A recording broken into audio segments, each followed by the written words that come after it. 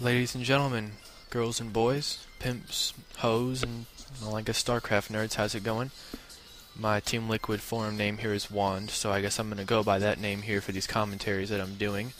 A friend basically said, hey, why don't you do it? I gave it a shot. I got some nice feedback and some good tips and whatnot, so I'm going to try and take advantage of that and practice more when I do this commentary here. And once again, I appreciate the feedback and whatnot. This map is Ride of Valkyries, and you've obviously noticed that this is Protoss versus Terran. By the way, I finally got my video capture device working, as you can clearly see. Turns out I was using Camtasia a little bit wrong. When people say that you should start recording after the game starts, I always thought that it meant, like, you know, start up StarCraft and then start recording. But no, it actually means start recording after the actual match begins in the game, if you know what I mean.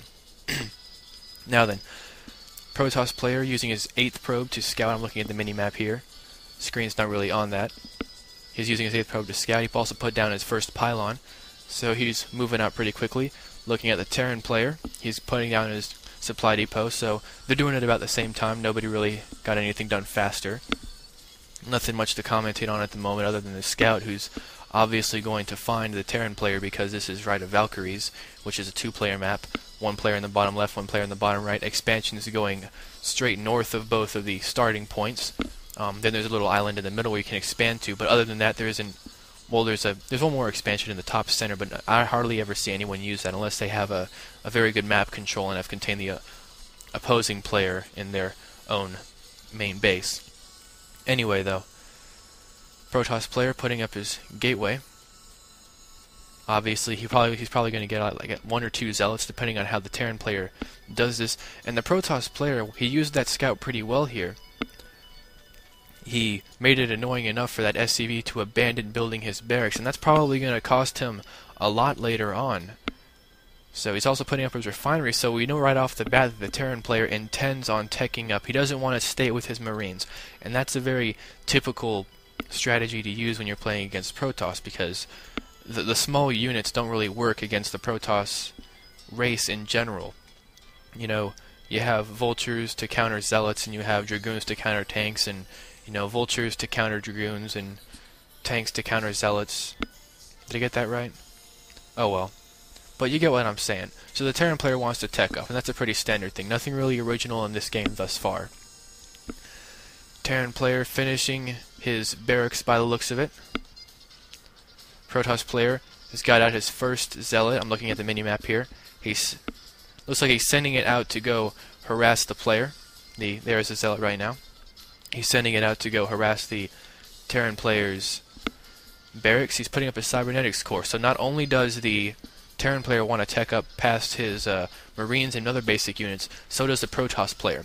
So the Protoss player has an angle. When you build your cybernetics core this early, instead of going with a 2 gateway, which is what most Terran players would do, he obviously has some kind of a rush in mind, a high-tech rush. But then again, he might just stop at the cybernetics core and go mass dragoons. But I'm not really inclined to say that because he didn't build the 2 gateways. If you build the 2 gateways and then the cybernetics core, that generally means that you're going to mass dragoons. Maybe mix in some zealots here and there, but you get what I'm saying. Terran player taking advantage of his early refinery, building his factory as well. He got the Protoss player did something really cool here. He got the SCV off of the factory, much how he also got the SCV off of the barracks when he had his probe over there scouting, being very annoying for everybody. Zealot doing a lot of cool stuff. He's got 5 kills. That's a very, very successful unit micromanagement. Almost got that 6th kill with the Marine there. And now we see the Terran player finishing up the factory. So the Protoss player has been very good with his harassment. He's only had 2 units, so he's doing very, very well.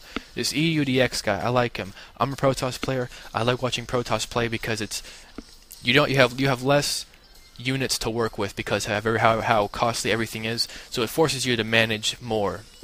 You know, to pay more attention to your units because they're more valuable to you. And the Protoss player definitely earned the Zealot's price and more by taking out as many units as he did, mostly SCVs and almost that one Marine there, excuse me. Terran player going straight for his machine shop, so he saw the Zealot. He hasn't seen any other units. He built a bunker right there to try and protect against any further units coming at him. Also, Terran player is expanding, which was why he put the bunker that far out, because he intended on expanding.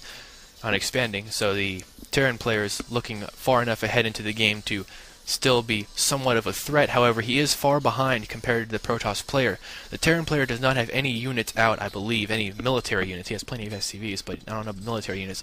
However, the Protoss, on the other hand, is building a robotics facility. That was kind of an aside right there, but as I was saying, the Protoss player has a lot more of a military than the Terran player does, and that's going to cost him, because it looks like on the minimap the Protoss player is moving out with his, I believe it was 3 Dragoons that we saw earlier. Now the Terran player is doing a good job of keeping his supplies and whatnot going. His expansion is about 2/3 of the way done, I'd say. He's got a full bunker, so these Dragoons right here coming up are probably gonna... No, the Protoss player got the range finished, it looks like, so he's gonna take out this bunker, no problem. Yeah, there goes the bunker. So, Terran player, bad position right now. He didn't lose any more of his Marines, so that's good, but he's going to lose this expansion, and the Terran player is going to leave this command center up as long as he possibly can to keep the Dragoons busy. So right now, that command center that he was trying to expand with, right now it's nothing more than a speed bump for the Protoss player. So, there it goes. By the way, he didn't die. I just saw that the Terran player canceled it, the Protoss player did not kill it, even though it was close. That was the whole point. Protoss player, that robotics facility I mentioned earlier, it looks like he's going for Reaver Rush. So like I said earlier in the game, when you build one gateway and then a cybernetics core, that usually means, yeah,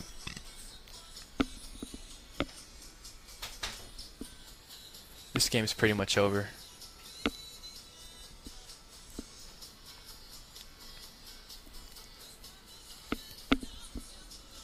Pretty impressive run, I think. Pretty impressive.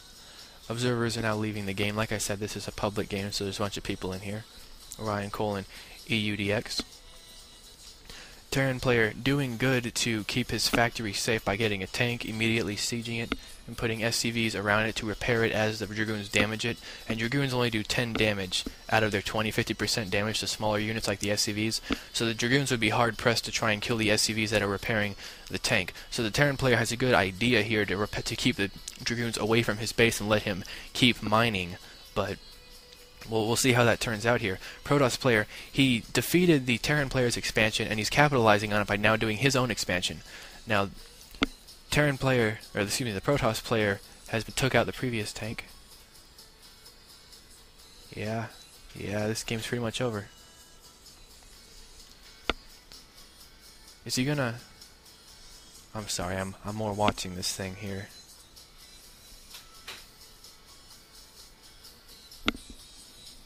Yeah, this Protoss player has pretty much won this game right here. I hope he sends more Dragoons. I don't know if he sends more anymore.